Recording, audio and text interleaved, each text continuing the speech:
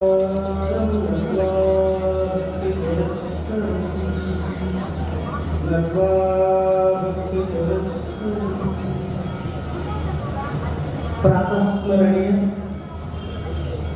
जगद्गुरु जगद्वंदे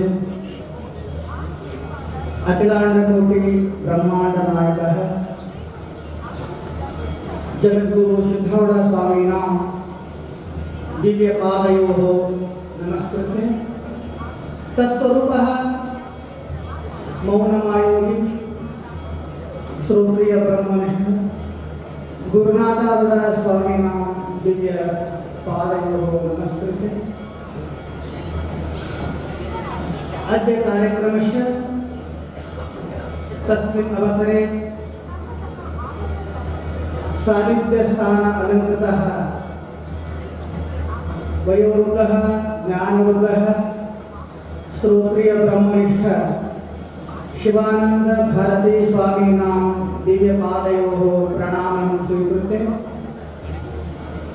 तस्मिन् अद्य व्यासपीठे अलंकृतः सर्वमात्मानां कृते अहं शिरसा नमस्कारं कृतं भवति। एवं च सिद्धारूढ़ स्वामिनां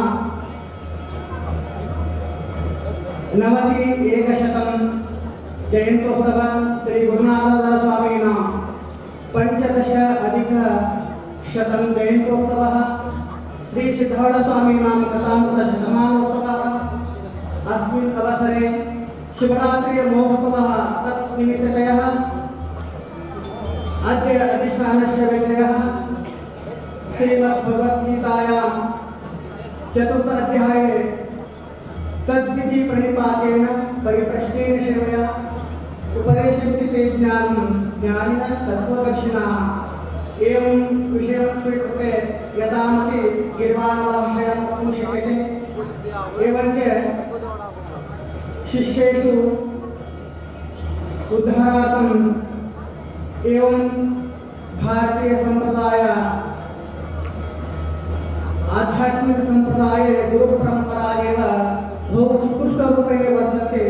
शिष्याणां कल्याणार्थं ज्ञानार्जनम् अस्मिन् जन्मनि वा जन्मान्तरे वा धन्यो भवति इति स्वीकृत्य गुरूणामेव उपकारः बहु अनन्यं भवति।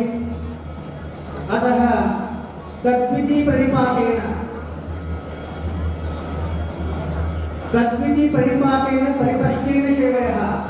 प्रथमतः गुरवः एवमस्ति बहु करुणामूर्ति अस्ति इति कृत्वा शिष्याणां कृते कल्याणं भवति। शिष्याणां कृते एवं गुणम् अवश्यं भवति। श्रद्धा भक्ति प्रथमतः एवं भवति चेत् गुरवः मम कृते ज्ञानं यच्छति इति एवं भवति। अतः अहं किञ्चित् रूपेण वक्तुम् अवकाशं दत्तवन्तः। ಆದ್ದರಿಂದ ಯಾವತ್ ಸಿದ್ಧಾರೂಢ ಮಹಾಸ್ವಾಮಿಯವರ ದಿವ್ಯ ಯಾವ ಜಯಂತ್ಯೋತ್ಸವದ ನಿಮಿತ್ತವಾಗಿ ನಾವು ನೀವೆಲ್ಲ ಇಲ್ಲಿ ಕುಳಿತು ಅಹೋಭಾಗ್ಯ ಅಂತ ನಾನು ಭಾವಿಸ್ತೀನಿ. ಸಿದ್ಧಾರೂಢ ಮಹಾಸ್ವಾಮಿಗಳು ಎಂಥ ತತ್ವಜ್ಞಾನಿಗಳಿದ್ರಂದ್ರೆ ಮಹಾತ್ಮರು ಹೆಂಗಿರ್ತಾರಂದ್ರೆ ಸ್ಪರ್ಶ ಉದ್ಧಾರ ಮಾಡ್ತಾರೆ, ನೋಡಿ ಉದ್ಧಾರ ಮಾಡ್ತಾರೆ, ಉಪದೇಶ ಮಾಡಿ ಉದ್ಧಾರ ಮಾಡ್ತಾರಂತ. ಅಪ್ಪವರು ಎಲ್ಲ ರೀತಿಯಲ್ಲೂ ಏನಪ್ಪ ಅಂದ್ರೆ ಶಿಷ್ಯರ ಕಲ್ಯಾಣಾರ್ಥವಾಗಿ ಏನಪ್ಪ ಅಂದ್ರೆ ಉಪದೇಶ ಮಾಡ್ತಿದ್ರು. ಸಿದ್ಧಾರೂಢಪ್ಪನವರು ಸಾಮಾನ್ಯರಲ್ಲ. ಸಿದ್ಧಾರೂಢಪ್ಪನವ್ರ ಚರಿತ್ರೆಯಲ್ಲಿ ನೋಡ್ತೀವಿ, ಯಾರು ಯಾವ ಯೂನಿವರ್ಸಿಟಿಯಲ್ಲಿ ಓದೋರಲ್ಲ, ಸಾಮಾನ್ಯರಿಗೂ ಕೂಡ ಅಪ್ಪನವರು ತತ್ವಜ್ಞಾನವನ್ನು ಬೋಧಿಸಿದ್ದು ನೋಡ್ತೀವಿ. ಅವರಿದ್ದ ಕಾಲಕ್ಕೆ ಬಸವಣ್ಣಮ್ಮ ಅಂತಿದ್ರಂತ. ಅದಕ್ಕಲ್ಲೇ ಶ್ರದ್ಧಾವಾನ್ ಲಭತೆ ಜ್ಞಾನ ಶ್ರೀಗುರು ವಚನದಿಂದ ಅಧಿಕ ಸುಲಭಂತೆ ಶ್ರೀಮನ್ ನಿಜವನ್ನು ಬರ್ತಾರೆ. ಗುರುಗಳ ವಾಣಿ ಕೇಳದಂದ್ರೆ ಅವ್ರ ಅಂತಃಕರಣ ಶುದ್ಧಿ ಇತ್ತಂದ್ರೆ ತಕ್ಷಣನೇ ಜ್ಞಾನ ಆಗ್ತದಂತ. ಅವ್ರ ಅಪ್ಪಳಿದ್ದ ಕಾಲಕ್ಕೆ ಇನ್ನೂ ಅದರ ಆದ್ರೆ ಅವ್ರ ಧ್ಯೇಯ ಇದ್ದ ಕಾಲಕ್ಕೆ ಏನಪ್ಪ ಅಂದ್ರೆ ಅವಾಗ ಬಸವಣ್ಣಮ್ಮ ಅಂತೇಳಿ ಸೇವೆ ಮಾಡ್ತಾರಂತ ಮಠದೊಳಗೆ. ಮಾಡೋ ಕಾಲದೊಳಗೆ ದಿನಾಲು ಶಾಸ್ತ್ರ ಹೇಳ್ತಿದ್ರು ಅಪ್ಪಗಳು. ಅವಾಗ ಆ ತಾಯಿಯನ್ನು ಬಂದು ಕುಳಿತು ಎಲ್ಲ ಮಹಾತ್ಮರಿಗೆ ಏನಪ್ಪಾ ಅಂದ್ರೆ ರೊಟ್ಟಿ ಬೆಳೀತಿದ್ರು. ಯಾಕಂದ್ರೆ ಉತ್ತರ ಕರ್ನಾಟಕದಲ್ಲಿ ರೊಟ್ಟಿ ಇಲ್ಲಾಂದ್ರೆ ಊಟವೇ ಇಲ್ಲ. ರೊಟ್ಟಿ ಮಾಡ್ತಿದ್ರು. ಅವಾಗ ಅಕ್ಕನ ಶಾಸ್ತ್ರಕ್ಕೆ ಬಂದು ಕೊಡ್ತಿದ್ರು, ಏನು ತಿಳಿತಿದ್ದಿಲ್ಲ.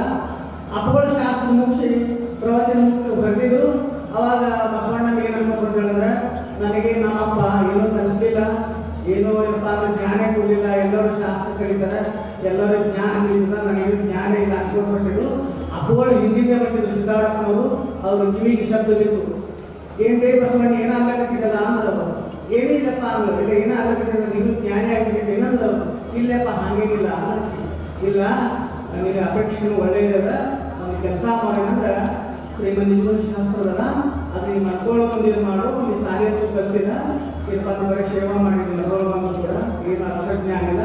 ಆ ಗ್ರಂಥವನ್ನ ಏನಪ್ಪ ಅಂದ್ರೆ ತಲೆದುಂಬ ಇಟ್ಕೊಂಡು ಮಲಗು, ಮತ್ತೇನಪ್ಪ ಅಂದ್ರೆ ನಿನಗೆ ಜ್ಞಾನ ಆಗ್ತದ ಅಂತ ಹೇಳೋದ್ರಿಂದ ಅವಾಗ ತಲೆದುಂಬ ಇಟ್ಕೊಂಡು ಮಲ್ಕೊಂಡು ಅವಾಗ ಆ ತಾಯಿಗೆ ಏನಪ್ಪ ಅಂದ್ರೆ ಹಾಗೆ ಬರ್ತಾ ಏನಪ್ಪ ಅಂದ್ರೆ ಶಾಸ್ತ್ರ ಬೆಳೆದಿದ್ದತ್ತು ಅಂತ ಹೇಳ್ತಾರೆ.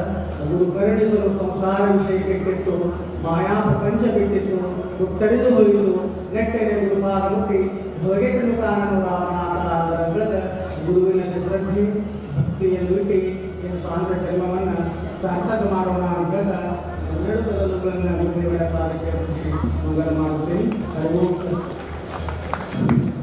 ಪೂಜ್ಯರ ಶ್ರೀಪಾದಗಳಲ್ಲಿ ಅನಂತ ನಮಸ್ಕಾರ.